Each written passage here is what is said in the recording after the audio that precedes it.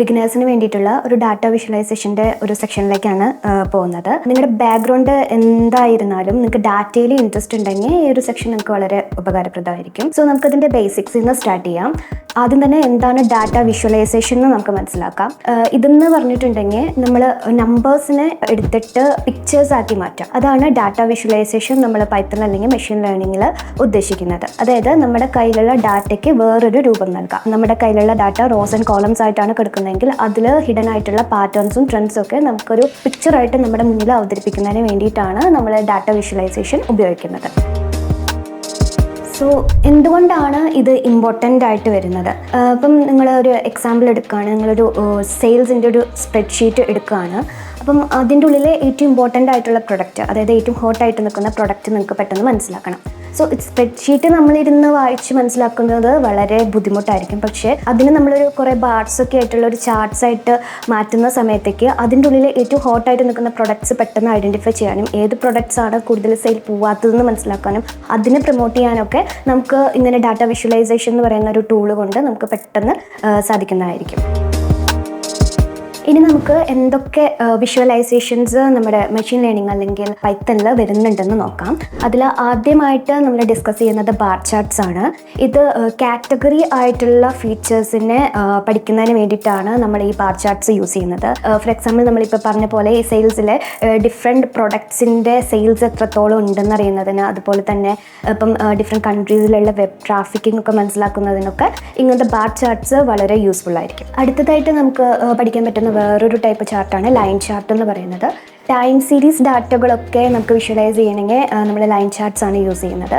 അതായത് ഇപ്പം ടെമ്പറേച്ചർ കൂടി വരുന്ന ആ ഒരു മാതൃക കാണിക്കുക, അതുപോലെ തന്നെ ഇപ്പം സ്റ്റോക്ക് പ്രൈസിൻ്റെ ഒക്കെ ചേഞ്ചസ് കാണിക്കുക, അതിനൊക്കെ നമ്മൾ ലൈൻ ചാർട്ട്സ് ആണ് കൂടുതലായിട്ട് ഉപയോഗിക്കുന്നത്.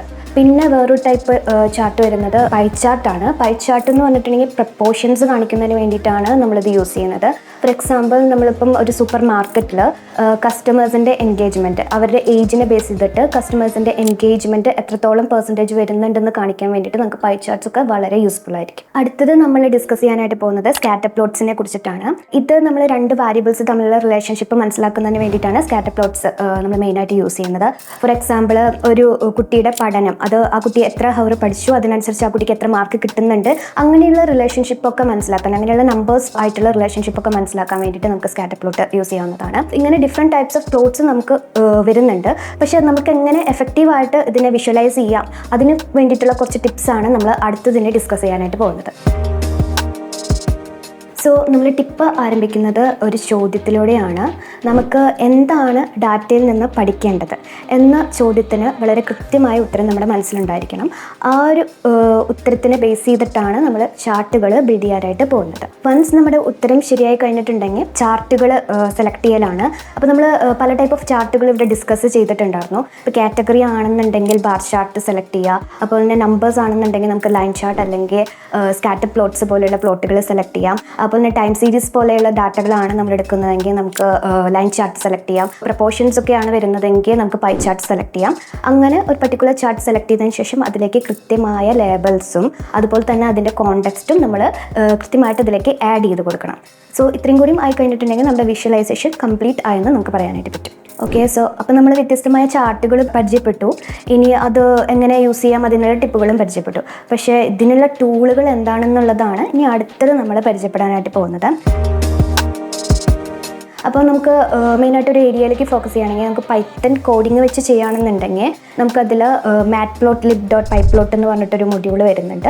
അതുപോലെ തന്നെ നമുക്ക് യൂസ് ചെയ്യാൻ പറ്റുന്ന വേറൊരു ലൈബ്രറി സീബോൺ എന്ന് പറഞ്ഞിട്ടൊരു ലൈബ്രറിയാണ്. പിന്നെ പോട്ട്പ്ലൈ എന്ന് പറഞ്ഞിട്ട് വേറൊരു ലൈബ്രറി കൂടി ഇതിൽ നമുക്ക് യൂസ് ചെയ്യാൻ പറ്റുന്നതാണ്. ഈ 3 ലൈബ്രറീസും നമുക്ക് ഒരുപാട് ഡാറ്റ വിഷ്വലൈസേഷനുള്ള വ്യത്യസ്തമായ ഡാറ്റ വിഷ്വലൈസേഷൻസിനുള്ള ടൂളുകൾ തരുന്നുണ്ട്. അതിൽ തന്നെ സീബോൺ ആണ് ഏറ്റവും കൂടുതൽ നമുക്ക് യൂസ്ഫുൾ ആയിട്ട് വരുന്നത്. ഒരു സിംഗിൾ കോഡിൽ തന്നെ നമുക്ക് ഒരുപാട് നല്ല വിഷ്വലൈസേഷൻസ് അതിൽ നിന്ന് ക്രിയേറ്റ് ചെയ്യാനായിട്ട് സാധിക്കും.